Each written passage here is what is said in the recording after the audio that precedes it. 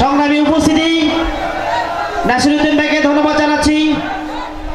আপনারা জানেন আমাদের আজকের এই সম্মেলন অনুষ্ঠানে প্রধান অতিথি আমাদের মাঝে এসে উপস্থিত হয়েছেন।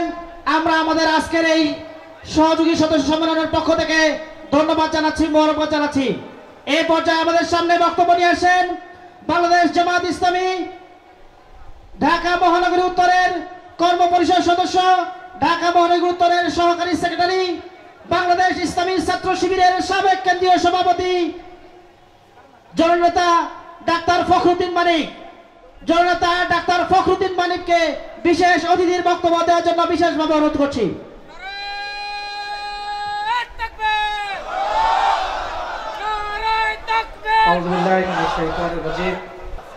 সম্মানিত ভাইরা, বক্তব্য দেওয়ার সুযোগ নেই।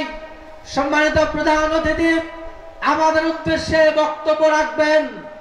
আমি আজকের এই সহযোগী ভাইদের কাছে এই আবেদন রাখতে চাই। সম্মানিত ভাইরা, আজকে আবার নতুন করে বাংলাদেশকে নিয়ে ষড়যন্ত্রের জাল বোনা হচ্ছে। বাংলাদেশকে আবার বিপদে পরিচালনা করার চক্রান্ত চলছে। আমরা বলতে চাই, আগস্ট বিপ্লবের মধ্য দিয়ে এই দেশের জনগণ ঐক্যবদ্ধভাবে যেই ফ্যাসিস্টদেরকে বাংলাদেশ থেকে বিতাড়িত করেছে, তাদের কোন ষড়যন্ত্র আর বাংলাদেশে বাস্তবায়িত হতে দেবে না ইনশাআল্লাহ। সম্মানিত ভাইরা, বাংলাদেশের জামাত ইসলামী একটা ইনসাফপূর্ণ বাংলাদেশ বিনির্মাণের চেষ্টা করছে।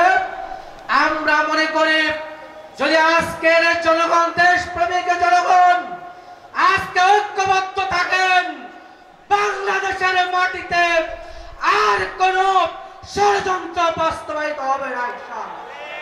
তাই আমি আজকে আমাদের সম্মানিত প্রধান মেহমানের কাছে উদাত্ত আহ্বান জানাবো, আসুন আমাদের সম্মানিত প্রধান মেহমান আজকে দেশকে নিয়ে, জাতিকে নিয়ে, আমাদের বাংলাদেশের ভবিষ্যৎকে নিয়ে যে বক্তব্য দিবেন, আমরা আজকে রাজপথে হাতে হাত মিলিয়ে, কাঁধে কাঁধ মিলিয়ে এই বাংলাদেশকে ষড়যন্ত্রের হাত থেকে রক্ষা করবে ইনশাআল্লাহ। প্রস্তুত আছেন সবাই? প্রস্তুত আছেন? ইনশাআল্লাহ আমরা প্রয়োজনে আবার রক্ত দিব, আবার জীবন দিব, কিন্তু কোন ষড়যন্ত্রকারীর কাছে বাংলাদেশকে আমরা তুলে দেব না ইনশাআল্লাহ। আপনাদের সবাইকে উদাত্ত আহ্বান জানিয়ে আমার বক্তব্য এখানে শেষ করছি। সবাইকে ধন্যবাদ।